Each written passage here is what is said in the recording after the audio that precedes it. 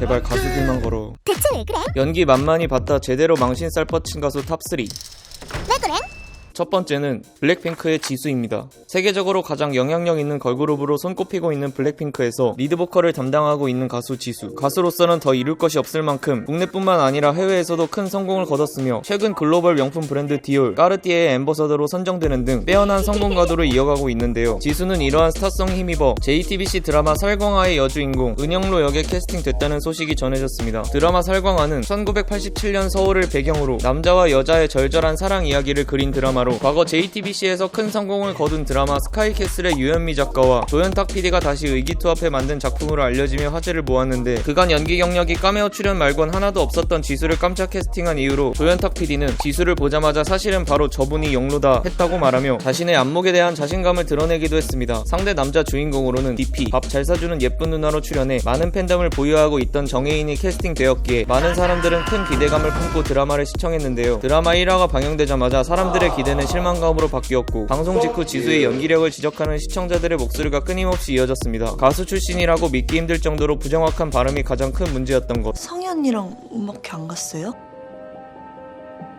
저도 좀 바빠서요. 아, 나쁜 놈! 성희 언니랑 음악회 갔잖아. 내가 모를 줄 알아? 내 말이 틀려?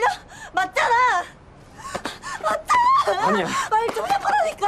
짧은 대사조차도 부정확하게 들릴 만큼 심각한 대사 전달력을 가졌었는데 이는 악역으로 출연한 김혜은과의 대화 장면에서 여실히 비교되며 안타까울 정도인데요. 네가 사귀자고 꼬리쳤어? 아니에요. 방팅하던 날 레코드 가게에서 우연히. 레코드 가게? 아이 개새끼. 시청자들은 지수의 연기를 보고 딕션이 이래서 진짜 중요한 거구나, 상대 배우가 저렇게 연기하는데 웃지도 않고 연기에 몰입하는 정혜인이 대단하다, 신인 조연급을 데려다가 인기빨로 주연시키는 JTBC도 대단하다라는 반응이 이어졌습니다. 사실 설강화는 끊임없는 논란에 시달린 드라마였는데 지수의 연기력 논란과 더불어 역사 왜곡, 북한 간첩, 안기부 미화 논란까지 더해지며 저조한 시청률로 쓸쓸한 종영을 맞이했습니다. 다음은 가수 남태현입니다. 아이돌 그룹 위너의 전 멤버이자 현재 밴드 사우스클럽의 보컬리스트를 맡고 있는 남태현. 위너를 탈퇴한 이후에도 꾸준한 앨범 판매를 통해 자신의 음악 색깔을 표현하며 아티스트로서의 모습도 보여주는 등 꾸준한 활동을 이어가고 있는데요. 남태현은 위너로 소속되어 있던 2015년 SBS 토요 드라마 심야식당에서 매사에 성실하고 긍정적이며 착한 마음을 가진 소년 민우 역으로 캐스팅되었다는 소식이 전해지며 화제가 되었습니다. 남태현은 이전에 MBC 웹드라마 영시의 그녀를 통해 첫 연기 도전임에도 불구하고 안정적인 연기를 선보이며 호평을 받은 적이 있었기에 팬들의 기대와 응원을 한몸에 받았는데요. 남태현은 예상치 못한 캐스팅 제의에 영광스럽다, 연기자로서 많은 경험이 없어 이번 드라마를 찍으며 많은 걱정을 했다라고 소감을 전했습니다. 그리고 막상 드라마를 까보니 남태현이 전했던 우려가 현실이 되어버린 모습에 그의 팬들과 시청자들은 충격을 금치 못했습니다. 남태현의 발연기는 1화부터 고스란히 담겨 있었는데 어설픈 표정 연기는 기본, 전달이 하나도 안 되는 발음, 기어 들어가는 개미 발성을 선보였습니다. 물에 빠져서 허우적거리는 것만 같았는데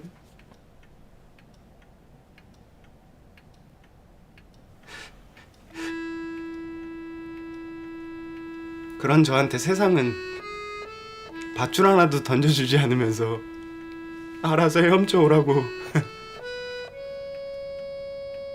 너만 잘하면 살 수 있다고.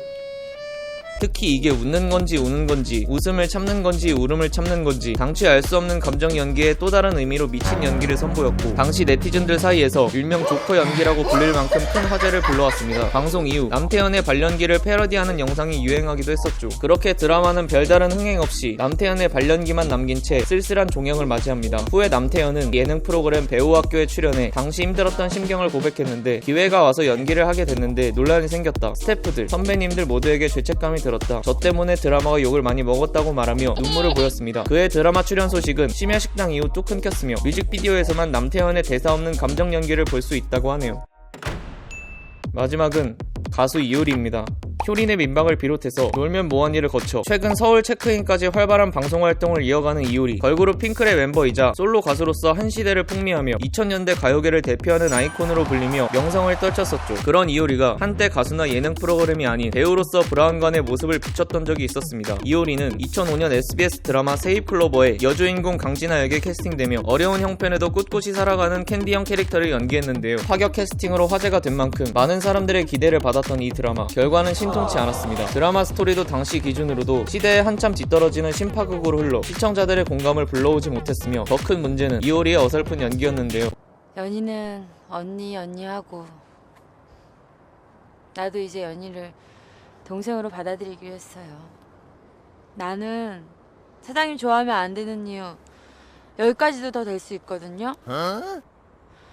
정극 배우와 확연히 차이 나는 연기력에 이효리 기존의 화려하고 당당한 이미지가 역할에 녹아들지 못하면서 시청률 한 자릿수를 기록, 조기 종영하고 맙니다. 당시 이효리는 드라마 클로즈업에 맞지 않은 얼굴이란 평가를 들을 정도로 심각한 비판을 받았는데, 이에 이효리는 그때는 아무런 준비도 없이 당연히 잘 될 거라는 자신감 뿐이었다면서 스스로 부족했다며 자책하는 모습도 보였습니다. 그렇게 절치부심한 이효리는 2년 뒤 SBS 단막극 사랑한다면 이들처럼의 또다시 여주인공으로 캐스팅되며 다시 한번 연기에 도전했습니다. 내가 죽어? 내가 죽는다고? 내가 왜 죽어? 내가 뺐어! 이나야, 근데 넌 뭐하는 사람이냐? 깡패 맞지?